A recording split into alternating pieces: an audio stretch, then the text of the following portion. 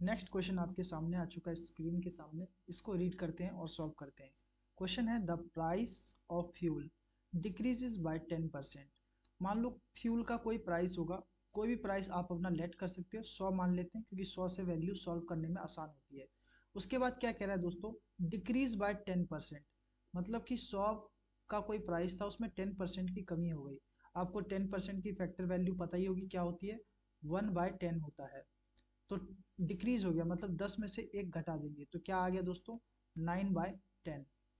आगे क्वेश्चन क्या कह रहा है दोस्तों, एंड 45%, 45% भी दोस्तों कम हो रहा है।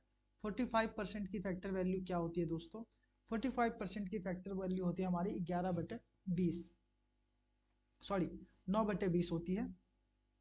यहाँ लिख लेंगे दोस्तों 9/20, ठीक है। तो 20 में से 9 को माइनस कर देंगे दोस्तों, क्या आ जाएगा, यहाँ पे आ जाएगा 11/20 आ जाएगा।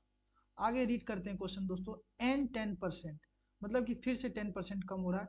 तो 10% की वैल्यू अभी मैंने लिखवाया था, ये रहा, जो कि दोस्तों इसकी वैल्यू आ जाएगी 9/10। ठीक है दोस्तों, 10 में से एक गया तो 9 आता है।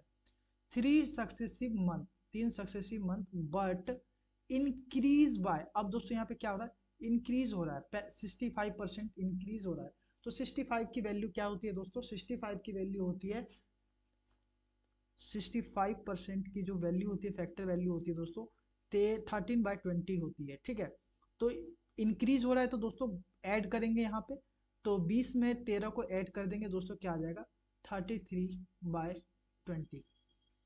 तो दोस्तों ये आपका सवाल बन गया। आगे पढ़ते हैं दोस्तों, क्या कह रहा है, फोर्थ मंथ में what is the percentage increase और decrease price of the fuel fourth month as a compare to original price. तो ओरिजिनल प्राइस हमने 100 माना था, अब यहाँ पे क्या हो रहा है, इंक्रीज हो रहा है या डिक्रीज हो रहा है, वो हमको फाइंड करना है।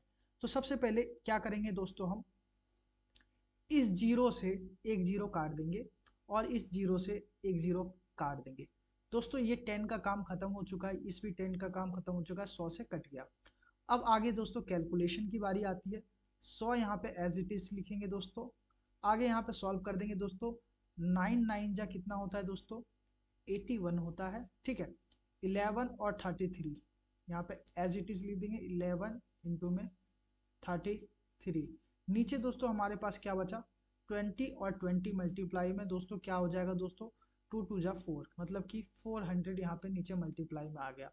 दोस्तों यहाँ पे अब आप इसको काटेंगे, काटेंगे कैसे दोस्तों, काटने के लिए सिंपल है, आप कैलकुलेशन मेथड का यूज करेंगे। जो भी आपको मेथड आता है, जो भी अच्छे से आता है उसको हम यूज करेंगे।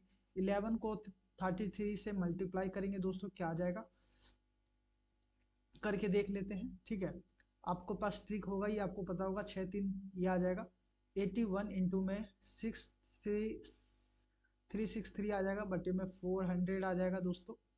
और इसको दोस्तों सॉल्व कर लेंगे, सॉल्व करने पे दोस्तों यहाँ पे आ जाएगा 29403। ठीक है, इन दोनों को मल्टीप्लाई करने पे आ जाएगा 3 1 जा 3, आप ऐसे मल्टीप्लाई करके देख सकते हैं।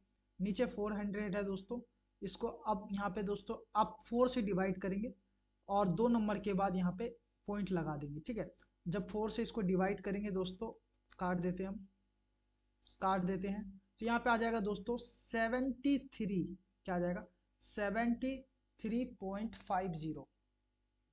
ये वैल्यू आ गई दोस्तों। ये वैल्यू हमको माइनस करनी है, किससे माइनस करनी है, हमारी जो स्टार्टिंग की वैल्यू जो हमने माना था 100, 100 में से 73.50 माइनस कर दो दोस्तों।